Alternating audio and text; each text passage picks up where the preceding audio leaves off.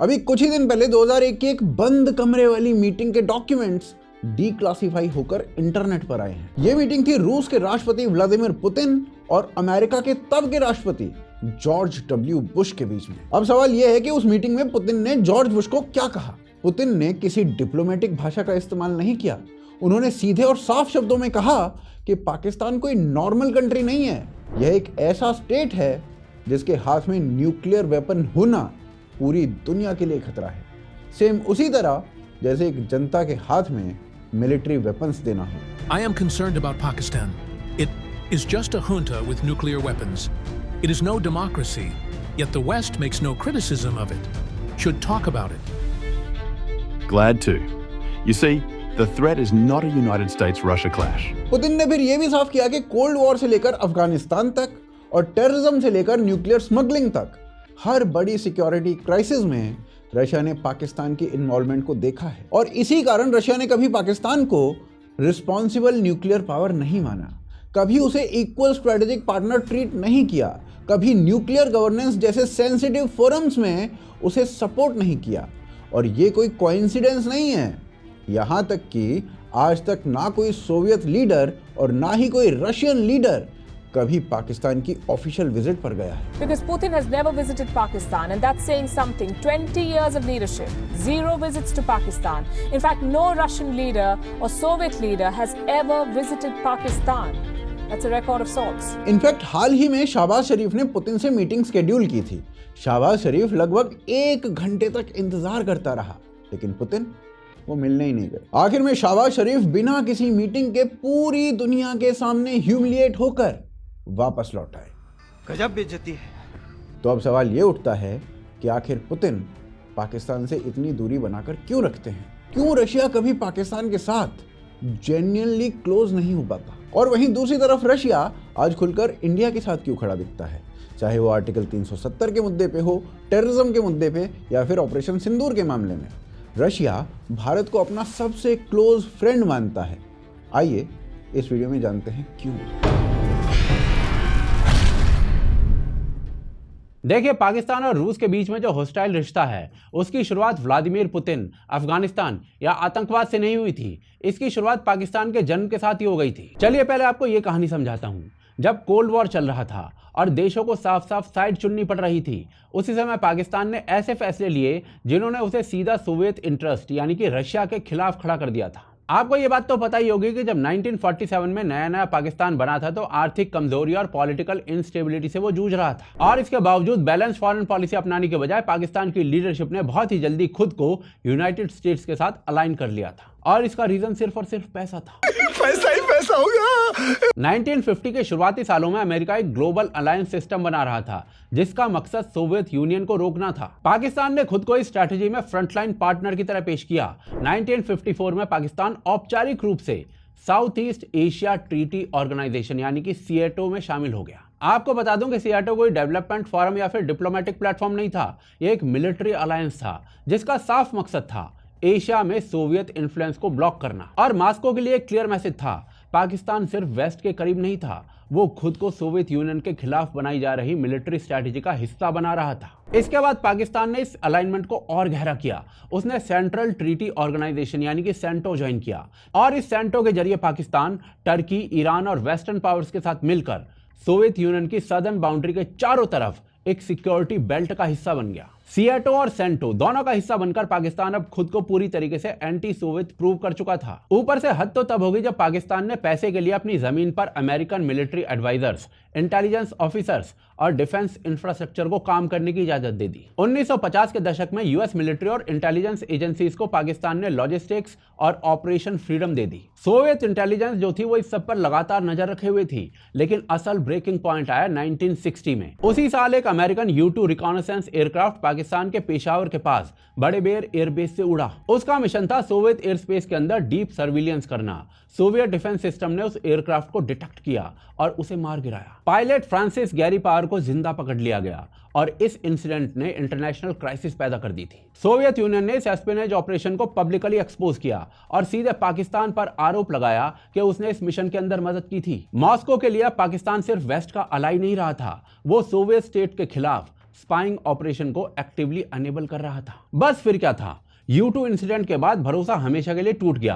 1960 और 1970 के दशक में सोवियत यूनियन ने एक स्ट्रैटेजिक फैसला लिया। उसने भारत के साथ अपने रिश्ते मजबूत किए और पाकिस्तान से दूरी बना ली। और देखिए, इसका एक रीजन ये भी था कि चाहे कितना भी प्रेशर आया, भारत ने स्ट्रैटेजिक ऑटोनॉमी बनाए रखी और अपनी जमीन से मॉस्को के खिलाफ वेस्टर्न इंटेलिजेंस ऑपरेशन को अलाउ नहीं किया। लेकिन पाकिस्तान ने ठीक इसका उल्टा किया था। पर किसे पता था कि 1970 के आखिर तक पाकिस्तान अपनी औकात और दिखा देगा। देखिए, अफगानिस्तान में उस समय कम्युनिस्ट गवर्नमेंट थी, जिसको उस समय अफगानी इस्लामिस्ट से कांस्टेंट रेजिस्टेंस मिल रहा था। हालात तब बहुत बिगड़ गए जब 1979 में सोवियत यूनियन ने अफगानिस्तान के अंदर ट्रूप्स भेज दिए ताकि वहां की कम्युनिस्ट सरकार को कैसे भी बचाया जा सके। अमेरिका ने इस इंटरवेंशन को एक अपॉर्चुनिटी की तरह देखा, जिससे सोवियत को इजीली डिस्टेबलाइज किया जा सकता है। अमेरिका ऑलरेडी उस समय कई वॉर्स लड़ रहा था, जिसके कारण वो खुद इसमें नहीं कूदना चाहता था और इसीलिए उसने अपने सेक्स स्लेव पाकिस्तान को चुना इस काम के लिए, जिस कारण बहुत जल्दी पाकिस्तान एंटी सोवियत इंसर्जेंसी का मेन स्टेजिंग ग्राउंड बन गया। पाकिस्तान मिलिट्री और इंटेलिजेंस एस्टेब्लिशमेंट, खासतौर पर ISI ने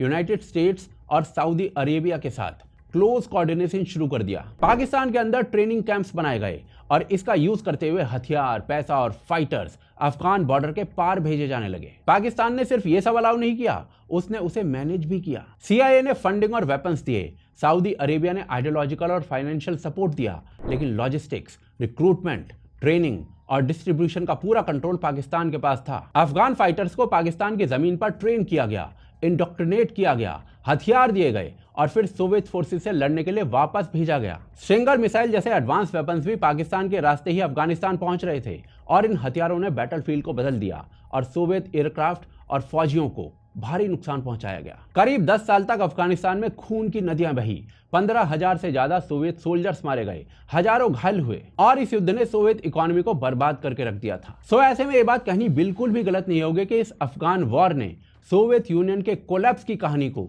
बहुत तेज कर दिया था। लेकिन 1989 में जब तक सोवियत फोर्सेस अफगानिस्तान से निकली, तब तक नुकसान हो चुका था। 2 साल बाद यानी 1991 में सोवियत यूनियन टूट गया और इसका एक बहुत बड़ा कारण पाकिस्तान था। देखिए, 1991 में जब सोवियत यूनियन टूटा, तब रूस के पास कोई स्टेबल या सिक्योर सिस्टम नहीं बचा हुआ था। पूरा देश बिखर चुका था, सीमाएं खुल गई थी और एडमिनिस्ट्रेशन अचानक से बहुत कमजोर हो चुका था। यही पूरा दशक व्लादिमीर पुतिन की पाकिस्तान को लेकर सोच बनाने में ना बहुत अहम रहा। यहाँ ना गौर करने वाली बात यह है कि पुतिन किसी पॉलिटिकल या डिप्लोमेटिक बैकग्राउंड से नहीं आए हुए थे। उनका बैकग्राउंड इंटेलिजेंस और इंटरनल सिक्योरिटी का था। तो ऑब्वियस बात यह है कि उन्हें पता था कि आज रशिया की इस हालत का जिम्मेदार कौन कौन सा देश है। फिर अफगान वॉर के दौरान जो सिक्योरिटी थ्रेट्स पैदा हुए वो खत्म नहीं हुए थे। इनमें सबसे बड़ा खतरा आर्म्ड इस्लामिस्ट ग्रुप्स इनका था। ये जो इस्लामिस्ट ग्रुप्स थे, ये 1980s में पाकिस्तान के द्वारा पनपाए गए थे और अब अफगानिस्तान में मकसद पूरा होने के बाद अलग अलग इलाकों में रेडिकलिज्म फैलाने में लगे हुए थे। 1991 के बाद रूस ने अपनी सदर्न सिक्योरिटी बेल्ट पर ना इफेक्टिव कंट्रोल खो दिया था। सेंट्रल एशिया ऑलमोस्ट अनस्टेबल था। तजाकिस्तान और उज्बेकिस्तान जैसे नए बने देश, इनके पास मजबूत इंस्टीट्यूशंस और बॉर्डर कंट्रोल नहीं था। इस कारण से सभी जिहादी, फाइटर्स, वेपन्स, पैसा और आइडियोलॉजी बिना ज़्यादा रोक टोक के ना एक जगह से दूसरी जगह जाने लगी थी। इस माहौल में आर्म्ड रिलीजियस ग्रुप्स बहुत तेजी से फैलने लगे। इसी दौरान रूस के अंदर भी इसका असर देखने को मिल रहा था। 1990s में चेचन्या का कॉन्फ्लिक्ट बढ़ने लगा था। जो शुरुआत में सेपरेटिस्ट मूवमेंट था, अब वो धीरे धीरे वायलेंट इस्लामिस्ट इंसर्जेंसी में बदल चुका था। सुसाइड अटैक्स, होस्टेजेस, मास सिविलियन किलिंग्स, ये सब आम बातें होने लगी थी। बाद में रशियन एजेंसीज को ये पता चला कि जितने भी चेचन मिलिटेंट ग्रुप्स हैं, उन सभी को पाकिस्तान में ट्रेनिंग मिली हुई है। बाकायदा कई चेचन्या सेपरेटिस्ट लीडर्स के तो डायरेक्टली पाकिस्तानी ISI के साथ लिंक थे। साल दर साल हालात और बिगड़ते चले गए। 1999 आया और 1999 में हालात अपने सबसे निचले स्तर पर पहुंच चुके थे, जब उस साल रूस में अपार्टमेंट बॉम्बिंग शुरू हो चुकी थी। अपार्टमेंट बॉम्बिंग्स की सीरीज थी और इसमें सैकड़ों सिविलियंस मारे गए थे। इन हमलों ने पूरे देश को हिलाकर रख दिया था। आम लोगों को अब यह एहसास हो गया था कि ये रेडिकल इस्लामिस्ट कितने खतरनाक हो सकते हैं। यहीं से फिर रशियन पॉलिटिक्स एक नया मोड़ लेती है। इसी माहौल में पुतिन नेशनल लीडरशिप में उभरते हैं। उनका साफ गोल था स्टेट कंट्रोल वापस लाना है और टेररिज्म को रूस से हमेशा के लिए खत्म कर देना है। इसके बाद पुतिन की सोच और सख्त होती चली जाती है। उनके लिए टेररिज्म एक ऑर्गेनाइज्ड सिस्टम का नतीजा था जो मिलिटेंट्स को पैदा करते हैं, ट्रेन करते हैं और प्रोटेक्ट करते हैं। और ऐसे ऑर्गेनाइज्ड सिस्टम का सबसे बड़ा एग्जाम्पल पाकिस्तान के अलावा और कौन सा देश हो सकता है? अब देखिए, इसके पीछे ना कई लॉजिक भी थे। पहली अफगान वॉर के दौरान पाकिस्तान ने मिलिटेंट इंफ्रास्ट्रक्चर खड़ा करने में सेंट्रल रोल निभाया था। इस इंफ्रास्ट्रक्चर ने हजारों फाइटर ट्रेन किए थे और ग्लोबल जिहाद का एक नया मॉडल तैयार किया था। रशियन इंटेलिजेंस ने इसके डायरेक्ट कॉन्सिक्वेंसेस 1990s में अपने ही देश के अंदर देखे थे। फिर दूसरा लॉजिक था, अफगान वॉर खत्म होने के बाद ये जो इंफ्रास्ट्रक्चर था ये डिसमेंटल नहीं किया गया। पूरे दशक में रशियन सिक्योरिटी एजेंसीज ने इन जिहादियों की मूवमेंट, ट्रेनिंग, आइडियोलॉजी, इनके फैलाव को ऑब्जर्व किया। फिर तीसरा लॉजिक आता है, पाकिस्तान ने लगातार उन टेरर नेटवर्क्स के नतीजों की रिस्पॉन्सिबिलिटी लेने से इनकार कर दिया जिनको बनाने में उसने खुद भूमिका निभाई थी। अब जब आप एक्सेप्ट तक नहीं करोगे कि आप कुछ गलत कर रहे हो, तब तक वो ठीक तो आप कर ही नहीं सकते। और इस सब के कारण पता ये चल चुका है कि पाकिस्तान वो ज़ॉम्बी स्टेट है जो खुद तो बर्बाद हो ही रहा था, साथ साथ दूसरों को भी बर्बाद करने में लगा हुआ था। देखिए, साल 2000 में जब Vladimir Putin formally Russian state की कमान संभाल लेते हैं, तब तक पाकिस्तान को ऑलरेडी मिलिटेंसी और प्रॉक्सी वॉरफेयर की वजह से एक सिक्योरिटी थ्रेट माना जा चुका था। लेकिन 2000 के दशक के शुरुआती सालों में जो हुआ, उसने रशिया को मजबूर कर दिया कि वो पाकिस्तान पर लगाम लगाने के लिए अपने सबसे बड़े दुश्मन से खुद बात करे। और वो रीजन था न्यूक्लियर वेपन्स। पुतिन की नजर में पाकिस्तान कोई ऐसा देश नहीं था जो बस न्यूक्लियर पावर बन रहा था। उसके लिए पाकिस्तान एक ऐसा जिहादी स्टेट था जिसकी हिस्ट्री रही है खुद को हाईएस्ट बिडर को बेचने की। कोल्ड वॉर के दौरान उसने वेस्ट की सेवा की थी। अफगान वॉर के दौरान जिहाद को एक इंडस्ट्री की तरह चलाया था और उसके बाद अगला बायर ढूंढना शुरू कर दिया था। और ऐसे स्टेट के हाथ में न्यूक्लियर वेपन्स होना अनएक्सेप्टेबल था, पर पाकिस्तान ने फ्रॉडरी से न्यूक्लियर वेपन्स बना लिए थे। इसके बाद 2001 में पुतिन ने तुरंत जॉर्ज डब्ल्यू बुश से स्लोवानिया में मुलाकात की। ये मीटिंग उस समय हुई जहां एक तरफ रूस और अमेरिका के रिश्ते सही नहीं चल रहे थे, वहीं दूसरी तरफ यूनाइटेड स्टेट्स ने पाकिस्तान को फ्रंटलाइन एलाई घोषित कर दिया था। इसी बातचीत में पुतिन ने बुश को पाकिस्तान को लेकर ओपनली वॉर्न किया। पुतिन ने कहा कि पाकिस्तान के पास न्यूक्लियर वेपन्स का होना वैसा ही है जैसा जुंता के पास न्यूक्लियर वेपन्स का होना। जिन्हें नहीं पता उनको आसान भाषा में बता देता हूं कि जुंता का मतलब होता है सेना का वो समूह जो जोर जबरदस्ती करके देश को चलाते हैं। और ये सही बात भी है, क्योंकि पाकिस्तान में सरकार ने कभी रूल किया ही नहीं है ढंग से। वहां की आर्म्ड फोर्सेस वहां पर रूल करती आई हैं, जो कि आईएसआई का नाम लेकर चलती हैं, पर काम आईसिस जैसा होता उनका। इसके बाद पुतिन ने सवाल उठाया कि वेस्ट बार बार पाकिस्तान को प्रोटेक्ट क्यों करता है, जबकि वहां मिलिट्री रूल है और एक्सट्रीमिस्ट लिंक्स साफ साफ दिखाई देते हैं। पुतिन ने यह भी कहा कि पाकिस्तान कोई नॉर्मल स्टेट नहीं है और उसे ओपनली क्रिटिसाइज किया जाना चाहिए। और देखिए, पुतिन की चिंता कोई हवा में नहीं थी। 2000 के दशक के शुरुआत तक इंटेलिजेंस एजेंसी से डिटेक्ट कर चुकी थी कि पाकिस्तान का न्यूक्लियर प्रोग्राम उसकी बाउंड्री तक, उसके बॉर्डर तक सीमित नहीं है। न्यूक्लियर डिजाइन, सेंट्रीफ्यूज टेक्नोलॉजी और सेंसिटिव मटेरियल पाकिस्तान से जुड़े हुए दूसरी जगहों पर दिखाई देने लगे थे। और इसके सेंटर में था अब्दुल कादिर खान, जिसे पाकिस्तान अपना न्यूक्लियर हीरो मानता था। AQ खान सिर्फ पाकिस्तान के लिए बॉम्ब नहीं बना रहा था, वो न्यूक्लियर टेक्नोलॉजी को पैसों के बदले दुनिया में बेच भी रहा था। ईरान, नॉर्थ कोरिया और लीबिया तक पाकिस्तानी न्यूक्लियर डिजाइन्स और कंपोनेंट्स उसके नेटवर्क के जरिए पहुंच रहे थे। पुतिन के लिए ये बात एक फाइनल कॉन्फर्मेशन थी। जो स्टेट स्ट्रैटेजिक फायदे के लिए जिहाद चलाए और पैसों के लिए न्यूक्लियर टेक्नोलॉजी को बेच दे, उसे रिस्पॉन्सिबल कंट्री नहीं माना जा सकता। और इसी वजह से पुतिन बुश के साथ ये मुद्दा लगातार उठाते रहे, इवन तब भी जब पाकिस्तान को यूएस एलाई घोषित कर चुका था। इसके बाद आने वाले कुछ समय तक पुतिन ने पाकिस्तान को घेरने की कोशिश की और ठीक उसी के आसपास ही 9/11 का हमला हो गया। हमलों के बाद यूनाइटेड स्टेट्स ने पाकिस्तान को लेकर सीरियस स्क्रूटनी शुरू कर दी। अमेरिकन इंटेलिजेंस ने अल कायदा और तालिबानी नेटवर्क्स को एनेबल करने के सोर्सेज खंगालने शुरू कर दिए। और ये जो जांच हो रही थी, ये बार बार पाकिस्तान की मिलिट्री और इंटेलिजेंस सिस्टम की तरफ इशारा कर रही थी कि कुछ तो गड़बड़ है दया। और इसके बाद पाकिस्तान पर डायरेक्ट प्रेशर बढ़ता चला गया। अमेरिका ने पाकिस्तान के ऊपर कई सैंक्शंस लगा दिए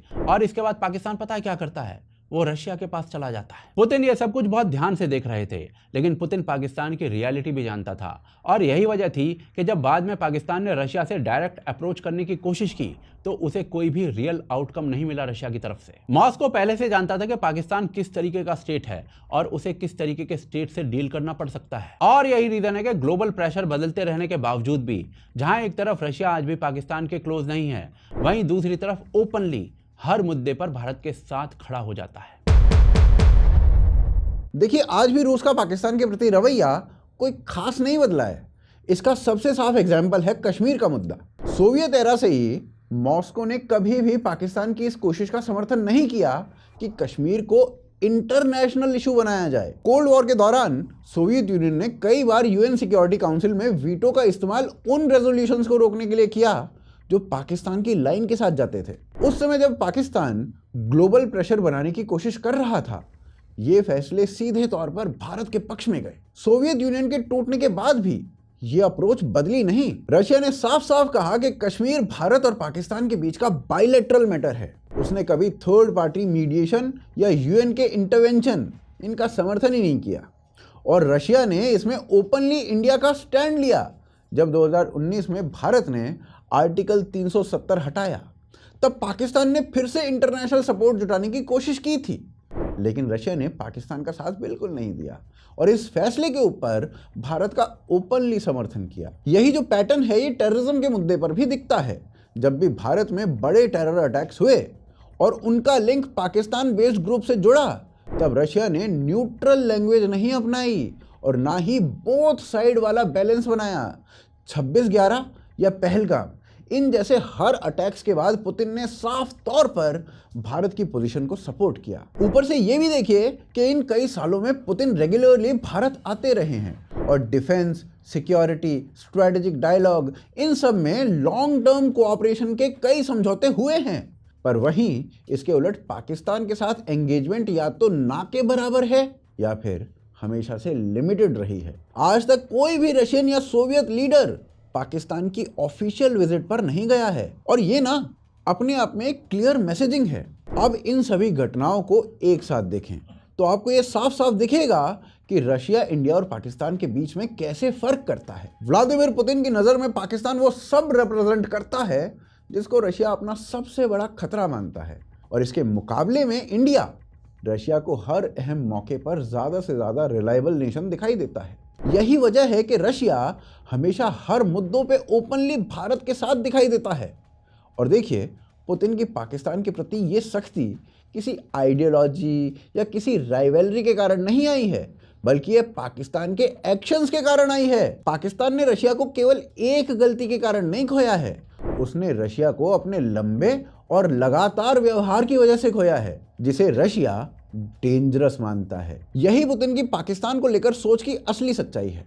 बाकी आपको क्या लगता है इस पूरे मुद्दे के बारे में, और क्या वजह है कि आज भी रशिया और पाकिस्तान के रिलेशंस ऑन पेपर तक ही सीमित हैं? आखिर वो क्या वजह है कि रशिया की नज़र में पाकिस्तान कभी भी रिलायबल अलाय नहीं हो सकता? आप इस बात को कमेंट सेक्शन में अवश्य लिखिए। और अगर आपको ये वीडियो पसंद आया है तो आप इस वीडियो को लाइक और शेयर करना बिल्कुल मत भूलिए, और साथ ही साथ चैनल को सब्सक्राइब करे बिना तो जाइए ही मत। आप अगर हमें सपोर्ट करना चाहते हैं तो पेट्रियन, यूपीआई और ज्वाइन बटन, इन तीनों के थ्रू सपोर्ट कर सकते हैं। आप देख रहे थे आज की ताज़ा खबर। जय हिंद, जय भारत।